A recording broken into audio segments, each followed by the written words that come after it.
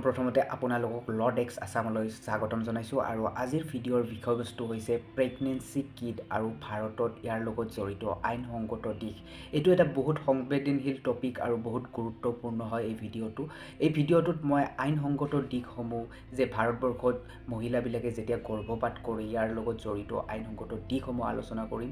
এইটো বৈধ হয় নে নহয় সেই বিষয়েও আজি এই ভিডিঅ'ত আলোচনা কৰিম।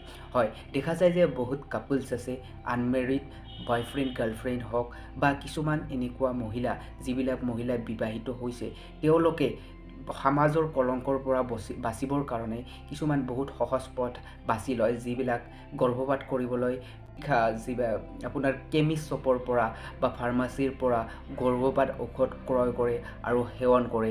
ইয়াৰ ফলত তেওঁলোকৰ অতিৰিক্ত ৰক্তক্ষয় হ'ব পাৰে, এক্সেছিভ ব্লিডিং লিডিং টু ডেথ হ'ব পাৰে বা অসম্পূৰ্ণ গৰ্ভপাত হ'ব পাৰে, অসম্পূৰ্ণ এব্ৰচন হ'ব পাৰে। তো ভাৰতবৰ্ষত আমি যেতিয়া গৰ্ভপাতৰ ঔষধ ল'ম তেতিয়া এইটো এটা এনেকুৱা কিছুমান ৰুলছ এণ্ড ৰেগুলেশ্যন আছে, সেইবিলাকৰ আণ্ডাৰতে আমি ল'ব পাৰিম। ভাৰতবৰ্ষত গৰ্ভপাত ঔষধ যদিও বৈধ, এইটো এটা এনেকুৱা পৰিস্থিতিত বৈধ under the supervision of registered medical প্ৰেক্টিশ্যনাৰৰ আণ্ডাৰতে আমি গৰ্ভপাত ঔষধ ল'ব পাৰোঁ, যেনেকৈ আইপিল, প্ৰেগানিউজৰ কিছুমান ঔষধ আছে, এইবিলাক আমি ল'ব পাৰোঁ। গতিকে আমি যদি ডক্টৰৰ কনচাল্টেশ্যন নোহোৱাকৈ গৰ্ভপাত ঔষধ লওঁ আৰু ইয়াৰ ফলত মহিলাজনৰ শাৰীৰিক অৱস্থা সংকটজনক হয় বা মৃত্যু হ'ব লগা হয়, তেতিয়াহ'লে এইটো এটা আইনমতে দণ্ডনীয় অপৰাধ। আৰু ইয়াৰ বিষয়ে মই আপোনালোকক জনাম কি কি এক্ট আছে আমাৰ ইণ্ডিয়াত আৰু আমাৰ BNS ভাৰতীয় ন্যায় সংহিতা আৰু বা IPCত ইণ্ডিয়ান পিনেল কোডত ইয়াৰ বিষয়ে কি প্ৰভিজন আছে এই বিষয়ত আলোচনা কৰিম। তো আমি জানো যে আমাৰ WHO ৱৰ্ল্ড হেল্থ অৰ্গেনাইজেশ্যন বা FOGSI যি সংস্থাপন আছে এইবিলাকে ৰুলছ এণ্ড ৰেগুলেশ্যন দিছে গৰ্ভপাত ঔষধ কেনেকৈ সেৱন কৰিব পাৰে। আৰু গৰ্ভপাত ঔষধটো অন্তৰ্ভুক্ত কৰা হৈছে শ্বেডিউল 8ৰ আণ্ডাৰত, যিবিলাক without the prescription of doctor এইটো ঔষধ বিক্ৰী কৰা বা সেৱন কৰাটো অপৰাধ।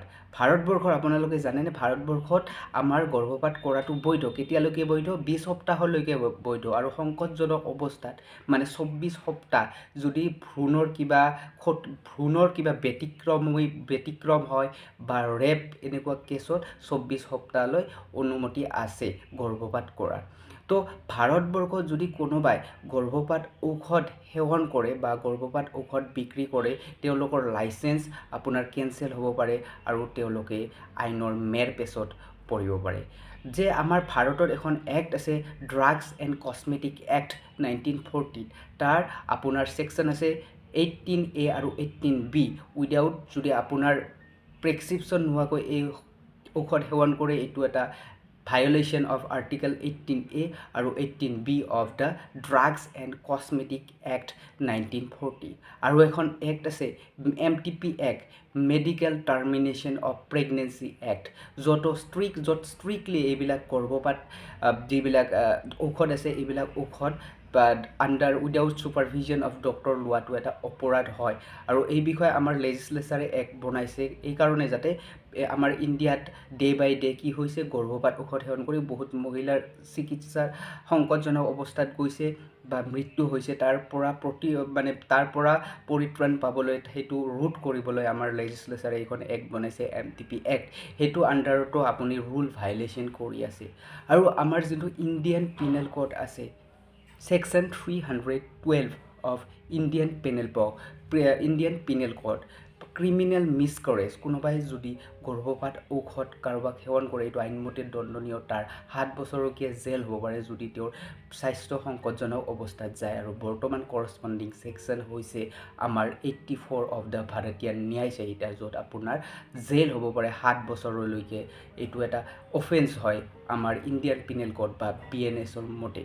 সো এইটো এটা বহুতেই সংবেদনশীল বিষয় আৰু যেতিয়া যদি আপোনালোকে এইবিলাক ঔষধ আপোনাৰ গাৰ্লফ্ৰেণ্ডক হওক আপোনাৰ ৱাইফক হওক যদি সেৱন কৰে এইবিলাক দিশসমূহ আপোনালোকে জনাটো উচিত কাৰণ আপোনালোকে এজন ৰেছপনচিবল চিটিজেন হিচাপে you should act according to the law সেইকাৰণে আপোনালোকে এই দিশসমূহ জনা উচিত আশা কৰোঁ এই ভিডিঅ'টো আপোনালোকক কিছু পৰিমাণে ভেলু দিছে আপোনালোকক কিছু পৰিমাণে ইনফৰমেশ্যন দিছে আৰু এই ভিডিঅ'টো আমাৰ সমাজখন আগুৱাই যোৱাত এটা আমাৰ সমাজৰ যোনটো এৱাৰনেছ আছে সজাগতাটো বাঢ়িব বুলি মই আশা কৰোঁ এইখিনিয়ে কৈ মই আজি মোৰ এই ভিডিঅ'টোত শেষ কৰিছোঁ ধন্যবাদ